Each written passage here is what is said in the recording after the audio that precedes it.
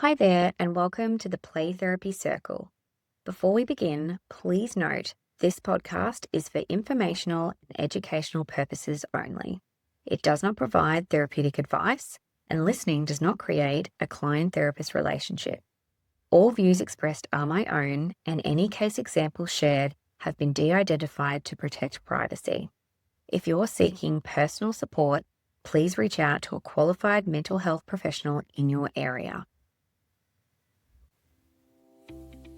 Hi, and welcome to an episode of the Play Therapy Circle. I'm Kylie Ellison, a therapist, clinical supervisor, and play therapy trainer, and I'm so grateful you're here. This podcast is a space for thoughtful, soulful conversations about child-centered therapy, play-based work, and what it means to show up with presence and compassion, both for our clients and for ourselves. Whether you're a seasoned play therapist, a student just starting out, or someone deeply passionate about working with children, you belong here. Hey everyone, and welcome back to the Play Therapy Circle podcast. I'm your host, Kylie Ellison, and I am so glad you are here. You guys, it is Wednesday night. I think. I'm pretty sure it's Wednesday night. And I'm recording this. I'm not going to lie to you guys. I was feeling so optimistic at the start of the week. I think I even posted on the socials that I was like, look at me go. I've organized my life on the weekend and I'm great. And it's gotten to Wednesday night now and I have one more day of work tomorrow. And I'm like, oh my God, I'm so tired. I'm so tired. If anyone's watching this on YouTube, I apologize in advance for my hair. It needs a wash. She's looking a little bit rusty and needing some care and love. And it is 7:20 at night. So I don't know how many appointments I did today. And then obviously did, mum life, all the things, driving kids around and going to the chiro and all the fun stuff. This is the life update you didn't ask for. And now I am here recording the podcast. So when I tell you that I'm a little bit tired, I'm not even joking, guys. And I think that that's actually important because I would never want to be anything other than authentic and congruent in this space because that's our tenets of CCPT, right? So you're always going to get the authentic version, which may be a little bit rough around the edges some weeks over others. Some weeks I am kicking goals and other weeks are not kicking goals, but I am having a self-care Friday. You guys know I don't really like that word, but let's call it self-care, where I'm having a day off to do things I want to do. So that's good, that's excellent. So we just got to get there, one more day of work, and then we're into the weekend. It is officially winter in the Southern Hemisphere, so egocentrically talking about Australia. I know we have 69 other countries of listeners, so I apologise if you're not in the Southern Hemisphere. It's probably warm where you are in the Northern Hemisphere. It is chilly here in Brisbane. So to paint a picture for anyone listening, I live in Brisbane and it is a fairly warm climate. I probably don't have the words tonight to really describe it, but it is very pleasant. But, not very cold. It doesn't get cold. We definitely don't get snow. We don't get kind of below zero kind of temperatures. Nothing like that. Nothing at all. So, the coldest for us, I'm going to talk in Celsius. So anyone living in a country that speaks Fahrenheit, I'm so sorry. I have no idea what Fahrenheit is. But in Celsius, it's usually the lowest might be 7 overnight, and it's 19 degrees during the day, and we in Brisbane are not built for cold weather. It's just not a thing. We don't do cold very well. So it is already freezing and it's only the first couple of days of winter. So if I continue to complain in the next couple of months on the podcast, don't be surprised because we are usually, warm and fine, sunny weather, not cold. So it is cold here in Brisbane. But the positive is we get to wear, winter clothes. yay, which is exciting. But like when I tell you winter, I'm still wearing like sandals. Like I'm trying to put that in a term that everyone would recognize. Yeah, sandals. So not closed in shoes. So, it's not that cold, but it's cold for us. So wherever you are in the world, if you're in the Northern Hemisphere enjoying summer, like I love that for you. Like that's amazing because it's cold here. But anyway, as seasons happen, it'll be warm again soon. Anyway, I don't know if anyone else obsesses over the weather like I do. Does anyone else do that? That's a thing for me. I like to like know what weather is happening so I can plan my outfits. I'm really boring, you guys. I don't really have a lot of hobbies. Anyway, it's late. I'm tired. So I really want to do this episode. Okay, this is probably one of the worst topics for me to be doing when I'm tired, but I'm actually really passionate about it. So you're probably going to get the unhinged version of this. So that's good. That will be interesting for all of you to listen to. So I have been reflecting on my topic that I was going to do this week. And of course, as I always do, I changed it at the last minute because that's just what I do. So I have been really aware and conscious of connecting with so many supervisees this week. My calendar, you guys. Oh my goodness. Like, please, if you are one of my supervisees, I am not an example of someone you could follow when it comes to self-care and good work-life boundaries, when it comes to like booking appointments and like having breaks. Oh my God. I was looking at my calendar in a couple of weeks' time and I've got like 6 appointments back to back. And I did that. I did that to myself. I cannot like blame anyone else but myself. So like that's a me problem. But yeah, that's not a good plan. Don't follow that. But I have been I absolutely adore and love connecting with all of my supervisees. So I had the opportunity to do that this week, as I always do. And one of the consistent, persistent, constant conversations in all of the supervisions that I completed this week was all around this question of, am I really making a difference?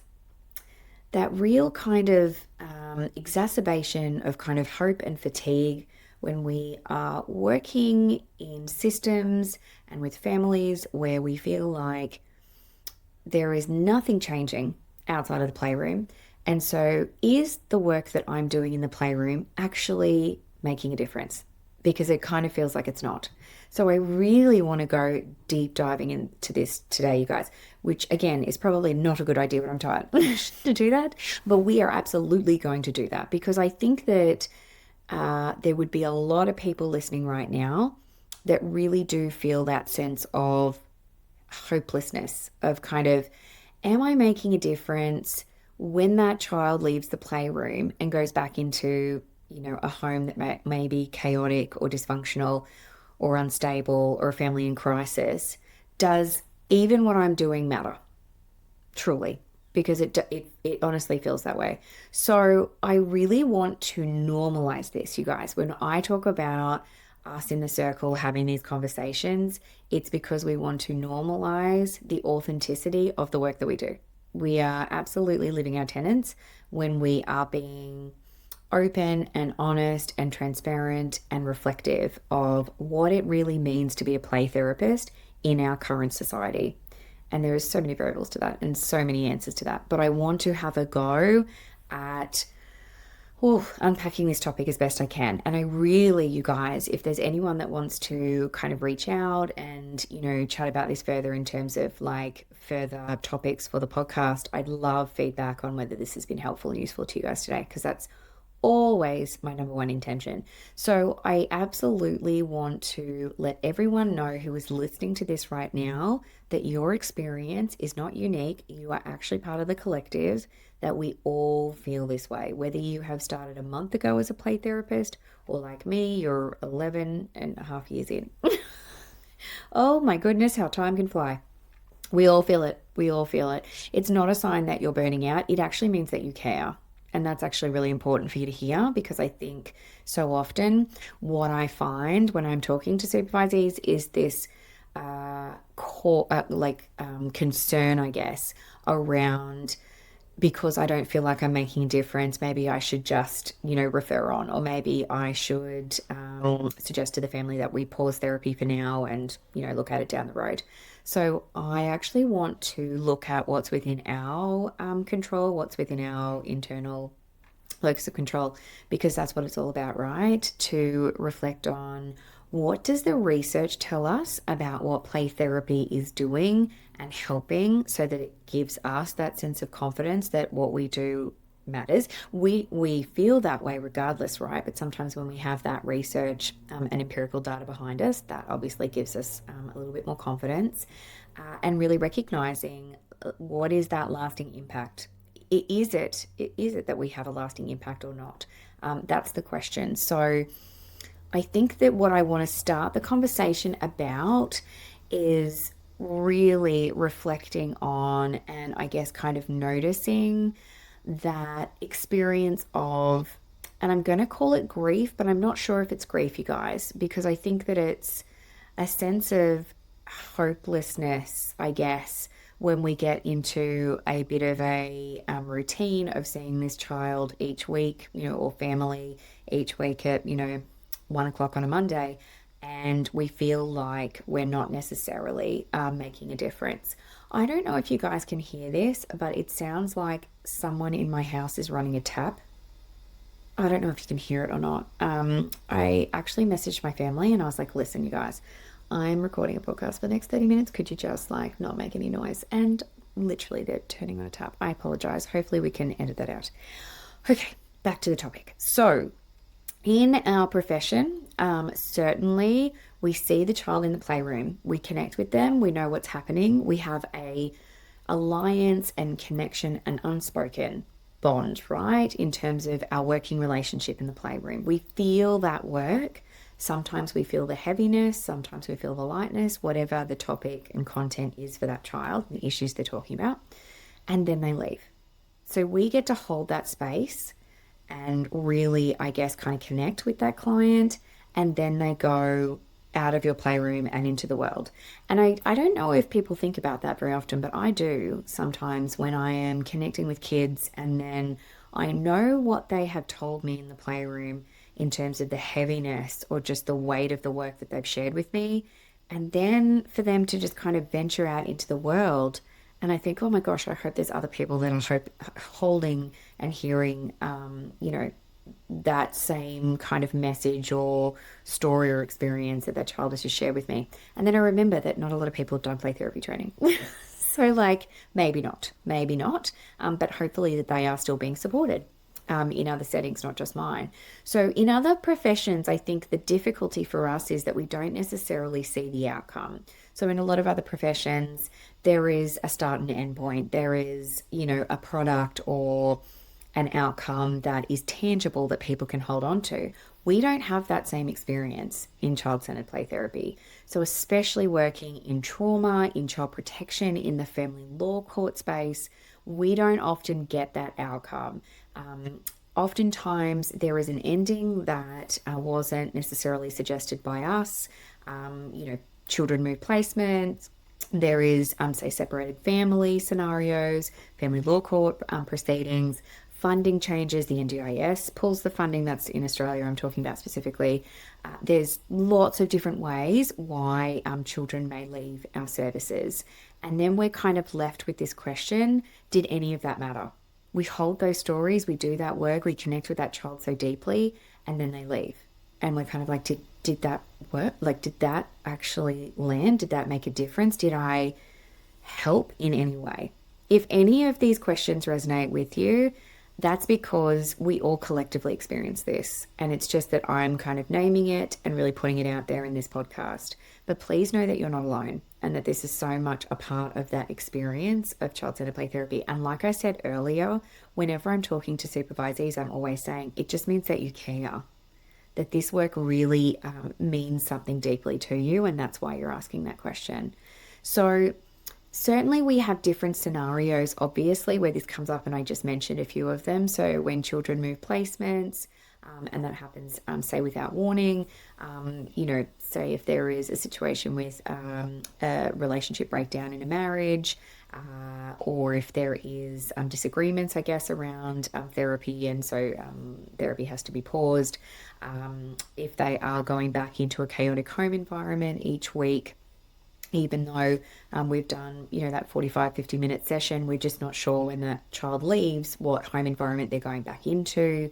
If there is, say, experiences of domestic violence or physical trauma or others, so many different types of trauma and harm, right, that child is going to experience in that next week between now and when we see them again, if we're seeing them weekly.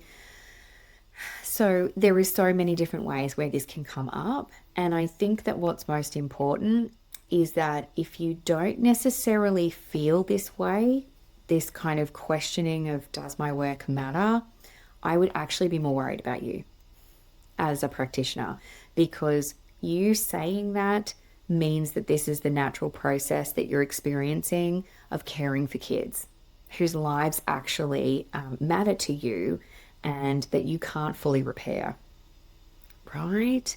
So it's this idea of you have that connection, you have that care and work that you do with the child, despite the fact that you know that you may not actually be able to repair what has happened to them or what they're going through currently. So it's actually that what we're doing is showing that compassion, being attuned therapists, when we feel that and when we meet the limits of what therapy can do alone. It's so true, isn't it? That it's kind of like we know what's within our circle of influence, what we can help support, and this is what is outside. So how do we maintain that momentum or sense of, I guess, accomplishment? There's probably another word. Sense of, feeling like we're making a difference when there's so much that's happening outside that doesn't necessarily match that. So the helplessness is really important to name. I think that it's something that we don't necessarily talk a lot about, but we really don't have necessarily a huge amount of control, say, over what the family law court decides, what the children's court decides, what happens in terms of family relationships, what happens with funding, what happens with governing bodies and what they decide. This is all part of that work that really impacts us if we don't hold it carefully together. So I think that there is a level of self-care, there's a level of us doing our own self-reflection, because I think that sometimes this feeling of helplessness can certainly exhaust us as well. So one of the things I'm going to talk about later in I guess, reframing it is certainly, seeking clinical supervision, which is why I have so many of my supervisees sitting in this space and reflecting on the difficulties, because we need to be able to share that with another in this clinical space to be able to make sense of it. Because when we go into this profession, right, we all want to make a difference, which is the topic of my podcast. Like, I tied this all together beautifully, right? Look at that go, and look at me go. But it absolutely is something that is important for us to name, not minimize, because what we do matters, absolutely, and that your work is important. It really is. So what I want to talk a little bit about is what the evidence says to help. I'm not trying to make you feel better. I'm just going to kind of caveat that, because that's not my job. I sit way too Rogerian in my humanistic person-centered roots. I absolutely would never want to ever give a client, a supervisee, anyone that I'm connected with in this professional space, the answers. That's not my job. My job is to facilitate that space for reflection and growth. So I want to offer some of these kind of factors, or I guess kind of influences, research, that I want to plant the seed with you, because I think that what we can do, if it's outside of our control, all of these things that I've listed earlier in relation to the environment outside of play therapy for the clients that we're working with, what can we lean into in terms of the evidence to help ground us, to help give back our confidence within ourselves, if nothing else? So we all know about that theory around the single attuned adult. I just want to kind of reference that really briefly here. to kind of talk about Emmy Werner's work in looking at, it was a longitudinal study that looked at children growing up in adversity over 40 years. What Emmy found was that repeated and has been confirmed in other research since then, is the strongest predictor of resilience in children growing up in adversity was the presence of at least one consistent, caring, attuned adult in their life. Let me read that to you again. The presence of at least one consistent, caring, attuned adult relationship in their life. And it doesn't need to be a parent, doesn't need to be long term. It's one adult who saw the child as worth showing up for consistently with genuine connection and attunement. And that research truly is one of those foundations, right, that we lean into as play therapists, because it's not just sentimental. This is robust research in the area of a single attuned adult and what that can mean for children who are growing up in adversity. It's what the data says to us. So as play therapists, when we're working in these unstable systems, we may be that adult. And that has been my experience too, and I don't know if it's been yours, but we may end up being one of the most consistent, predictable adults in that child's life over the course of their life, because of, especially say in the child protection system, where there's constantly kind of changing therapists, changing caseworkers, changing intervention specialists, all of those people that are involved with the child often for various reasons leave. But if we have that opportunity to stay consistently in that child's life, we may be that single attuned adult. We may be that relationship that becomes the protective factor for them. And I'm going to talk a little bit more about that in a second in terms of the research. What we want to link here to as well is the neurobiological component. And you guys remember from episode 35 when we talked about the brain. And when I look at the data, you guys, listeners are loving that episode too, by the way. So I am so glad that you found that useful, because again, my brain, my neurospicy brain, loves that, to kind of ground myself in that neuroscience that backs with evidence-based research what I do in the playroom. So love that you guys love it as well. But every session of attuned, regulated, empathetic, caring connection with a child is going to lay that foundation for new neural pathways. We talk about that, right?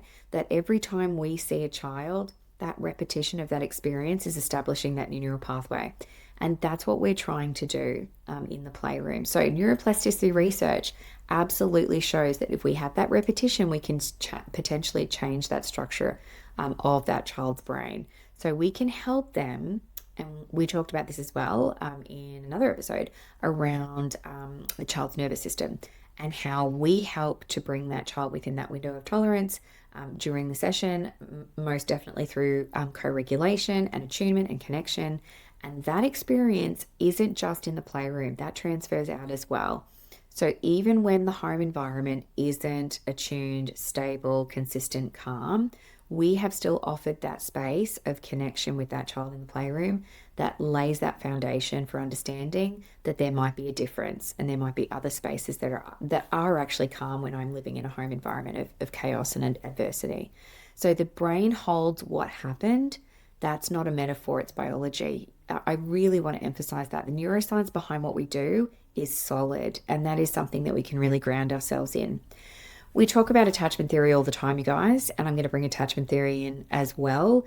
This idea of understanding through, I've mentioned many times before, Dr. Bruce Lipton's research in the area of the unconscious mind and that downloading of their understanding of relationships with others in the first 5 years of life to establish that program that's kind of set by age 5. That's what his research talks about. Children are absolutely building that template internally of what relationships look like based on their lived experience and based on those interactions with us in the playroom.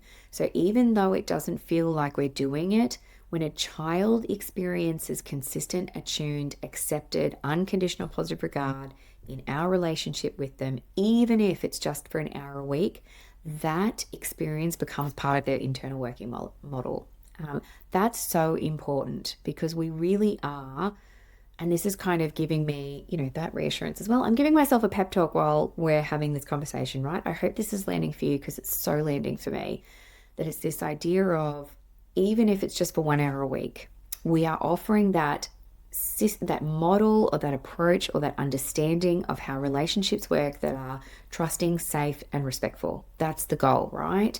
And we help to imprint in their internal working model of what relationships look like. And that's so important. It's such a privilege. So they learn that relationships can look different to what they've known. And that's the point, right? That's what we want to offer, is that example. Gary Landreth talks about facilitating a socially acceptable relationship. The internal working model in attachment theory is the same. It's giving that template that travels with them.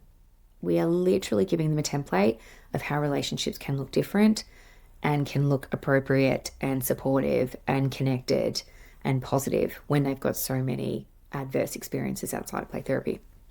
It carries with them into their future relationships, into their adulthood, and one day into their parenting. Isn't that huge? Huge, you guys. I need to give you, like when I did the research on this, I have to give you the biggest piece of this section that I want to talk to you about that really resonated for me, and I hope it resonates for you.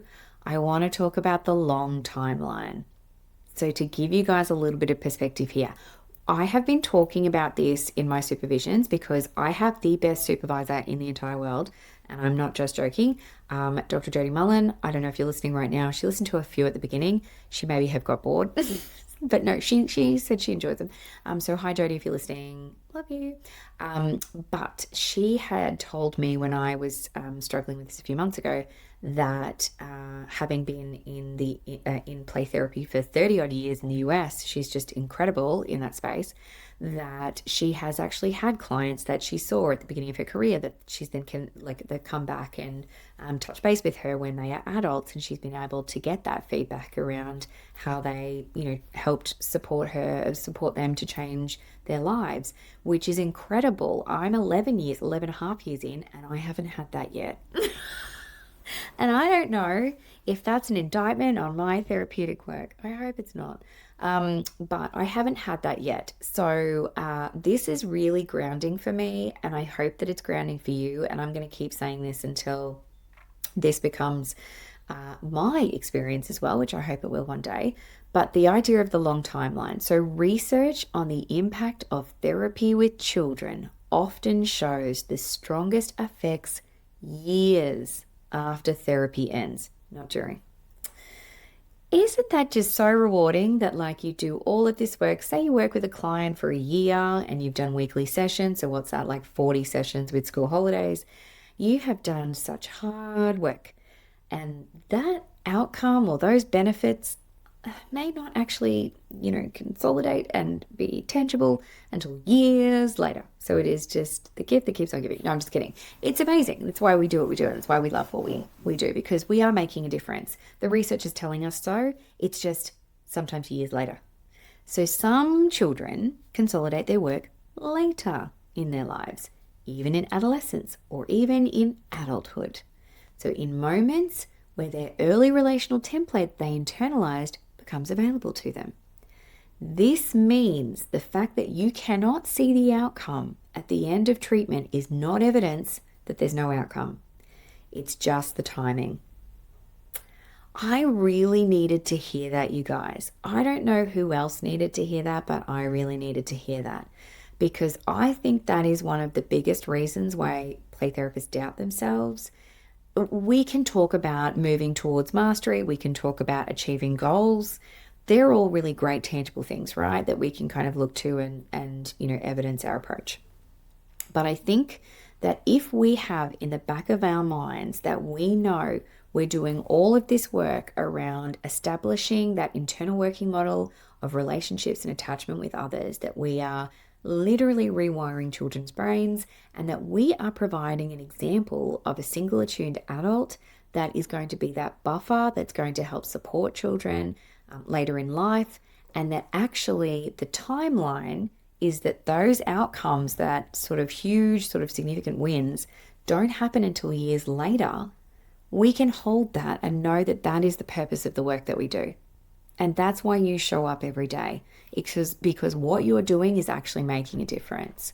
So, what I want to do here is, I guess, kind of give a few messages to really ground us in what we need to take away from this reflection today. So, what happened in your session? That's what's really important. We can't control what happens afterwards. We can be present for that 50 minutes. So, did you offer those tenets of CCPT of congruence, empathy, and unconditional positive regard? If you can tick all of those, you've done the job. You've done the work that you needed to do. The outcomes belong to the child and to the system. The work belongs to you. The work has been done. That is the work that you can say and hang your hat on, that you have done that work and that you have given your all and lived by our absolute values of CCPT, of that empathy, congruence, and unconditional positive regard. It really is that I think that we forget that children don't necessarily have those experiences elsewhere. And I think that we undervalue what that does. I mean, I've just talked about so many different ways that it actually, is evidenced in what we're doing.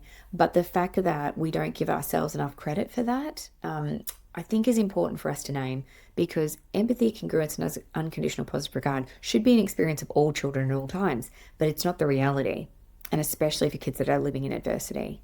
So we can hold on to the work that we've done and know that we gave it our best and that we truly showed up as our best CCPT practitioners. I think that it's really important to look at those moments of attunement as well, those moments of connection that we have in the playroom. Because after each session, if we can look back and notice those moments, it's not about those breakthroughs. It's about really those sacred moments of holding connection. It really is. And I feel like anyone who works in this space knows exactly what I'm talking about. You can't put really words to it other than knowing that you and the child have connected in a way that doesn't need words. It really is at that true kind of attunement connection level. So the moment they looked up at you, the moment that they relaxed, the moment that, they shared something vulnerable, the moment they tested a limit and we held that space and they were able to respond, all of those things are so critical for kids. And that essentially everything that I've talked about in terms of the neuroscience, attachment, all of that good stuff, right?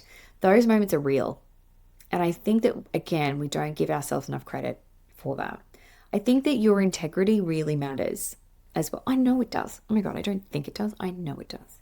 Integrity is so important that we know that we are attuned and we follow so closely our CCPT protocols of how we connect and how we work in this way. And oftentimes, as I said earlier, we may be the only stable, consistent person and predictable kind of environment in that child's world right now. In unstable systems outside of play therapy, right? Say the child protection system, family law court system, and others, right? So we may be the only consistent. So our reliability, our showing up every Monday at 1 o'clock is the intervention. And I know that that can feel kind of basic sometimes when I'm sort of saying to you, having that session every week is making a difference, because it's the topic of this conversation today, right? But it is actually the intervention. It's hard to kind of grapple with that. But I think more so what has been, and I've talked to a lot of supervisees about this this week as well, is that I have really pared back, and I know I've said this in the podcast as well, but I really pared back support to parents in the sense that I'm not giving them a bunch of handouts and a bunch of strategies anymore. I really am going back to basics with them because I know how stressed out, overscheduled, exhausted parents are. It's the same for kids. They're exhausted too. So us offering that space of that calm in the storm is huge. What you're doing each week to help support that child in that way by offering that space is huge. It is the intervention.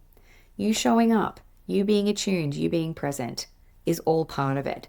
So even when nothing dramatic happens, that's the point, right? That sometimes actually you're providing that consistency and predictability and safety and calm and respite from the crazy world they're living in outside of the playroom. And it becomes their safe haven. I really do think that it becomes a space where children truly feel connected and feel seen and heard and can really offer that healing. So I want you guys to know, as I say all the time, trust yourself, trust the process, and trust the child.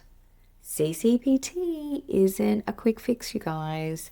It's not that we promise like rapid behavioral change or behavior modification. It's a model that says if we offer the space, if we offer, and we believe in that self-actualization principle, that if we offer the safe space and supportive space to do so, the child will move towards where they want to go, where they want to be, and who they want to be.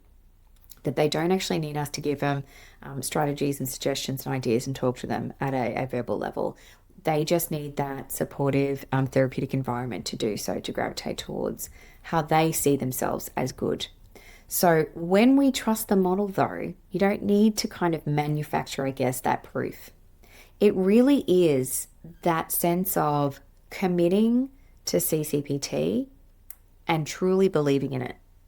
And that's actually the point. I think I'm going off tangent of my plan of what I had to say. That often happens. Because I think that when you are feeling that sense of doubt in so many different ways in your practice as a CCPT practitioner, I think one of the first things you do is doubt yourself and you doubt the modality. You start to go, well, maybe if they had EMDR, or maybe if they had CBT, or maybe if they went and, saw an art therapist, maybe that would be better than them coming to see me. So we start to kind of spiral a bit and we start to doubt the modality that's been around since the 40s, you guys, and has like a whole body of research behind it. Like, we know this works. We know this works. The question is, why do we need the proof? Ooh, I'm getting existential now. We shouldn't do this. It's too late in the night. But why? Because do we need it for ourselves? Because so much of that, right, is what happens in the play therapy relationship when we're in the playroom with the child as well, is if we start to feel that sense of doubt, we're kind of doubting our skills and our abilities. This is more sort of macro level. We're kind of doubting, well, is this even an intervention that's going to work with these kids? Why do we need the proof? Why can't we just believe in the process? We've got the evidence base. It's not like it's just wishy-washy. It's actually legit. Why are we questioning that? It's probably more about us having confidence in ourselves and having confidence in the modality and trusting the process, right? We really do need to have faith over time. This is going to work, and we know that it's going to work. And I do know, as somebody, I guess, kind of just over a decade into my career, I feel like I'm absolutely in my infancy, by the way, you guys. I definitely don't feel like any kind of expert. But I do think that when you start to see kids like I do weekly, every week for as long as I have, that you do start to see, or you have those experiences where you see that growth and change, where you didn't necessarily feel that for a period of time. So if that kind of gives you, I guess, that confidence that with that experience and with those teachers that come into your playroom and share with you about life and about play therapy through their work, that we build, I guess, that sense of foundation, that we know that this really does work. So in the meantime, trust the process. Trust the process. As I talked earlier about supervision. Supervision, you guys, talk in supervision. I'm running group supervision tomorrow because I'm like, we need to connect. I love group supervision. I love doing individual supervision. It's all about connecting with your peers, having that consultation with your clinical supervisor to really kind of look at the clinical and personal material that deserves that space to be held. That it's not that something that you should carry alone. And like I said kind of earlier in this conversation, the biggest worry for me often is that burnout of play therapists when they feel like, oh gosh, it just feels like Groundhog Day. It feels like I'm doing the same thing. Nothing's changing at home. So is this even making a difference? Does this even matter? So I hope that I am offering a fairly good argument. It's almost 8 p.m. here in Queensland, so I absolutely have gone way over time. But I hope that I'm offering this argument around the fact that all of these parts are important for us to consider, including the supervision, Because if your current supervision is not holding this for you, you need to have that safe space to do so. It's not optional. Like, that is absolutely a non-negotiable, that you have a space with your clinical supervisor that can also hold those stories and support you in your growth and journey. So absolutely, some of these things, let me review it for you so that we can summarize together. It's about looking at the session and what's happening in the session. It's about those moments of attunement, those moments that you couldn't really put words to, even if you tried. That your integrity and your, fidelity to the modality is so important, because that's what brings us into the playroom each and every day. Trusting the process and your supervision is also important to help ground us as well. Grounding us in itself in the literature and the empirical data and the research, as I said, but here are some of the practical things we can do. So I think the challenge that I started the conversation, and I'm kind of ending the conversation with as well, is around this idea that we may not be around to see kind of the fruits of our labor, for lack of a better term, right? We may not see, or may never see, whether what we did made a difference down the line, because this is what the research is telling us, you guys, is sometimes it's years later, sometimes in adolescence, sometimes in adulthood, where suddenly those connections come together and what we did comes into play in terms of helping that child or young person or adult in a positive way. So we may also sometimes hear from an adult one day, and I'm still waiting for that day, but I hope so. But we may get that day where a child comes back as an adult and says, what you did changed my life. Oh, wouldn't that be huge? Wouldn't that be huge? And it's not the reason why we do the work, by the way. I'm not certainly for any reason saying that we need it. But I think that that really is important for us to consider and to really hold if we are starting to doubt ourselves, or I guess kind of doubt, are we making a difference? Because it happens anyway. Whether we doubt it or not, or whether the proof is there or not, we've just talked about all of the research that backs us, and then all of the things in our practice that we can ground ourselves in to say it happens.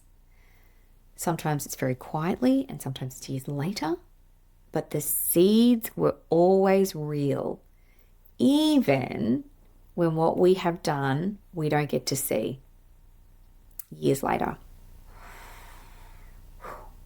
This is a lot, you guys. I feel like I want to finish there, because I really feel like there's nothing more that I would want to share other than that kind of thought. It really is what I wanted to emphasize for this episode, because it really stood out for me. And that is actually what we can hold to change kind of that helplessness into that sense of hope. Because we really are holding hope for kids when we walk into the playroom with a child, right? We genuinely believe in them and their capacity to move towards that change, just given the supportive space to do so. So I want you to know, as kind of my closing comment and my closing kind of reflections to each of you listening, thanks for hanging in there for 41 minutes, you guys. I mean, I did an hour last time, so like it's not that bad. But 41 minutes, when I feel like when I started this podcast, I said in the very beginning, I was like, oh, it's going to be 30 minutes. No, it never is. I hope this episode has given you that reassurance, has given you that sense of purpose and direction, because that's the point, that we all make a difference, and what you are doing each and every day in the playroom absolutely matters, and you matter. So please, please, please remember that. And thank you so much for listening. I am going to wrap up my night and head on into the sunset. I hope that wherever this episode lands for you, that it has been helpful and useful for your work. Please reach out to us. We love feedback.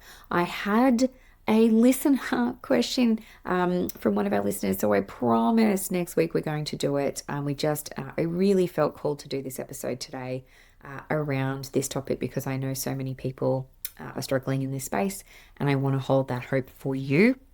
So please feel free to like and share this episode. Please follow us on Spotify, Apple Podcasts, and wherever you get good podcast. Follow us on social media, guys. I posted kind of regularly this week. I don't know if anyone's been following, but I got better this week at it. So I'm on Instagram at the Play Therapy Circle Podcast. I'm on TikTok if I remember to post there. If I remember to podcast. If I remember to post, you guys, and podcast. And where else? I'm not sure where else we are. We have our circle subscription, so we'll put a note, a link, in the notes. If you would like to join our free community to connect with other play therapists around the world. But I want to genuinely say thank you for listening. Thank you for being here. Thank you for showing up, because even listening to this podcast means that you care about the work that you do. Please, please, please never doubt that what you are doing each and every day is planting those seeds and making a difference in a child's life, not only now, but for their life. For their life. What an incredible opportunity that is for us. So I want you to know that what you do matters and that you matter. Take care of yourselves and each other, you guys. I am sending all my love to each of you. Go well, and I will see you again next week on the Play Therapy Circle podcast. Bye for now. Bye. Thank you so much for being here for another episode of the Play Therapy Circle. If anything resonated with you today, I'd love it if you could follow the podcast, share it with a colleague, or leave a short review. It really helps others find our circle. And if you have a topic or question you'd love me to explore, I'd love to hear from you. This space is for you, and I want it to feel like a conversation. Until next time, take care of yourself, and remember, you belong here.